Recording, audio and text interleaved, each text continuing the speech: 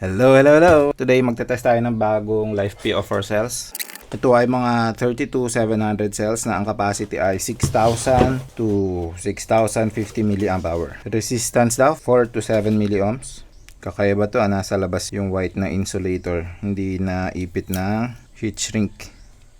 Tapos ang brand niya, Woo Power. Mukhang may capacity test na nangyari. May mga nakasulat dito, 6,000. 52, 6003. Check natin yung internal resistance. Ang ganda nga to, 4.9 lang. Ito 5.8, 5.4. So titignan ko yung mga pinakamababang internal resistance at yung pinakamataas. At yun yung tetest natin. Tingnan natin kung ano maging difference. Ito 6.4. Siguro sa lahat ng mga na-test ko na cells, ito yung may pinakamababa na internal resistance. Karamihan sa kanila nasa 5. Yung cells na to, mababa internal resistance. Maganda gamitin to sa mga nagdi-DIY na motorcycle na LiFePO4 battery. Yung link kung saan to mabibili ay lalagay ko sa pinned comment or sa description box below. Discharge muna tayo ng 0.5C. 0.2 dapat yung standard, pero gusto ko lang malaman kung gaano kalapit yung makukuha natin dito. At 0.5C kasi yun yung recommended talaga na pag-discharge kapag gagamitin mo na talaga. Charge pala muna natin siya. Ayan, sinacharge ko na ng 3 amps up to 3.65 volts. Tapos pagkatapos nating ma-charge, i-discharge ko din siya ng 3 amps up to 2.5 volts. Tapos tingnan natin kung malapit yung makukuha natin sa 6,229 na capacity nito. Ito na yung results ng capacity testing natin. Yung unang cell na tinest natin ay 6229 yung nakasulat dito. Sa capacity testing natin, ang nakuha natin ay 6,191. So, hindi natin naabot na sakto pero close na rin. Almost 6,200 na yung nakuha natin. Then, nag-test pa tayo ng isa. Ang nakasulat sa kanya ay 6,115. Ang results na nakuha natin ay 6,153. So, mas tumaas pa yung nakuha natin capacity. Nag-test din tayo ng iba pang mga cells at ganun talaga, nasa 6,100 plus yung capacity na nakukuha natin. So, okay yung mga capacity ng cells na to. Next ay magsa-cycle test naman tayo. I-charge and discharge natin multiple times yung cells at titignan natin kung gaano kabilis ba bumaba yung capacity or kung magdi-degrade ba yung capacity ng cells natin. So, nag-cycle test tayo. Almost 50 or 60 na cycles yung ginawa natin. Iniiwan ko nung nag-camping tayo. 6 days yun na dapat tatakbo. Kaso, pagbalik ko, nag-restart yung computer. So, ulit na naman. Kaya natatagalan tayo ng paggawa ng video kasi uulitin na naman natin yung pag-cycle test. So, inulit ko ulit ngayon. Naghintay ulit tayo ng ilang araw at eto na yung results natin. Yung pag-cycle natin, chinarge natin siya ng 3.65 volts tapos discharge natin ng 2.5 volts gamit ang 3 amps at inulit natin siya ng 30 times at yung capacity na nakuha natin ay ito. So, yung unang capacity na nakuha natin ay 6.16. Tapos, tumaas na siya, 6.166, 6.169, 6.170, hanggang dun na siya naglaro sa 6.17.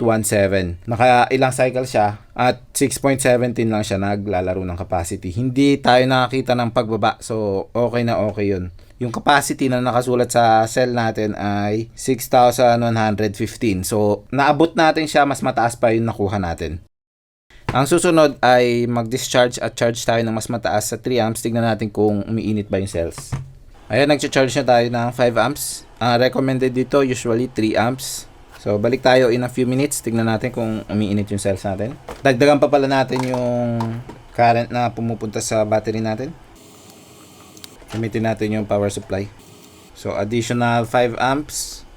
Almost 10 amps na yan. Check natin. Ito, 9.88.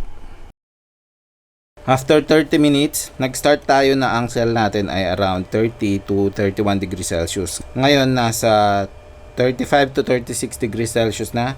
Hindi pa mainit yan, medyo warm lang yung pakiramdam.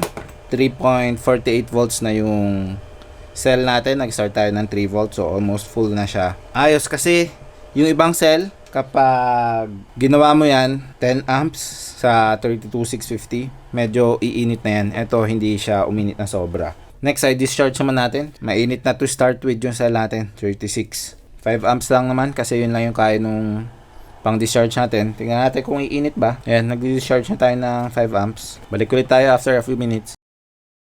After 13 minutes, ayan, mas bumaba pa yung temperature. Naging 32 degrees na lang siya. So maganda talaga yung cells kasi mababa yung internal resistance. Yun ay sa 4 milliohms yung internal resistance na cells. Try naman natin dun sa 6 milliohms na internal resistance ng cells. Check natin kung may difference.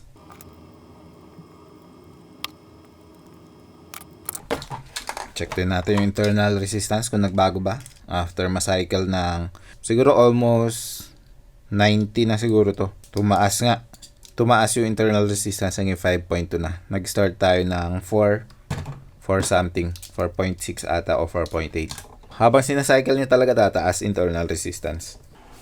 Una ay yung pag-charge ulit. So, charge din natin ng 10 amps. Starting temperature 29. Ayan, 9.8 din. Balik tayo in 30 minutes. Tingnan natin kung ano yung temperature ng cell na to. Fully charged na pala yung battery natin. So, ang gagawin natin ay discharge muna tayo. Ayan, nagdi-discharge na. After 25 minutes, ayan, hindi man lang tumaas ng sobra yung cell natin. Ayan, nasa 31 degrees Celsius lang. Dapat kasi mas mataas pa yung discharge rate natin.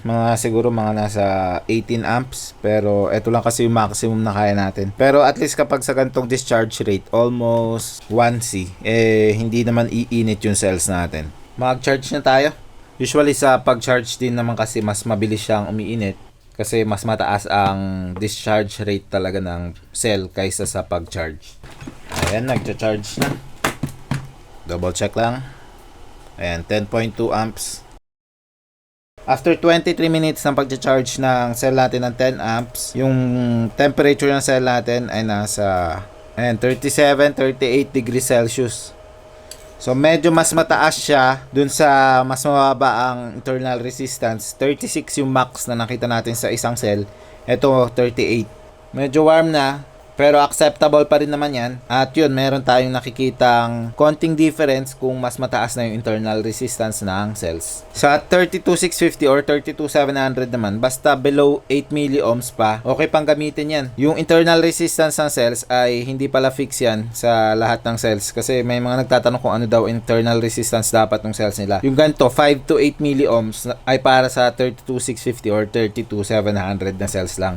Kapag yung mas malalaking cells na, mga 100 amp hour na mga cells, mas mababa ang internal resistance nun. Kailangan nyo i-check yung datasheet ng cells nyo para makita nyo kung ano yung dapat na acceptable na internal resistance ng cell. So, ayan po yung ating WooPower na 32700 cells. Okay na okay siya. Mababa internal resistance. Okay yung capacity. Before, ang nire-recommend natin ay yung binibentang cells ni Power Central. Pero ngayon, mukhang ito yung i-recommend natin kasi maganda nga yung quality ng cells. Sana lang si seller ay ma-maintain niya yung quality ng cells na binibenta niya kasi kadalasan talaga kapag nagtetest tayo ng cells, kung ano yung makikita nyo ngayon sa test results natin ay malaki yung chance na magbago after a few months kasi iba na yung stock na tinitinda nila kapag naubos na yung batch nung pinanggalingan na itong tinest natin. Ang pwede nyo gawin, itanong nyo yung seller kung pareho pa rin ba or pwede kayong bumili ng konti para matest nyo muna bago kayo bumili ng maraming cells. So, ayun po. Pag may katanungan pa po kayo, leave lang po kayo ng comment below. Don't forget to like and subscribe and I will see you again next time. Bye! Wait, magpaparaffle pala tayo ng battery. So, bubuo tayo ng battery pack gamit yung cells na to. Papakita ko kung paano ba bumuo ng pang small lang na setup. At ipaparaffle natin yan sa mga magsusubscribe at magko-comment below. So, comment lang kayo below kung gusto nyo mapanalunan yung battery pack na gagawin natin gamit yung cells na to. Bye!